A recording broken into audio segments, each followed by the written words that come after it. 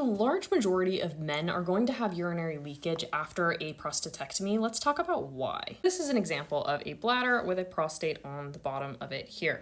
And when we open it up, we can see that the prostate actually encompasses the urethral sphincter, the internal urethral sphincter that goes through here. And so the prostate is actually part of some of the pressure that provides closure to the urethra where the pee comes out. This is partially why when people have benign prostatic hyperplasia and that prostate gets bigger, it squeezes on that urethra, and some people start to have issues with their urine stream. They have trouble getting things out. It dribbles, it stops and starts, etc. So when we go in, that prostate gets taken out, a lot of times they're actually taking out part of that internal sphincter as well, part of that muscle that helps close off the urethra, as well as taking out some of the nerves in the area, which are important to the bladder and that urethra for that closure. Now, most of these men will regain continence within about a year, but there are some who won't, and it might linger on for longer than that.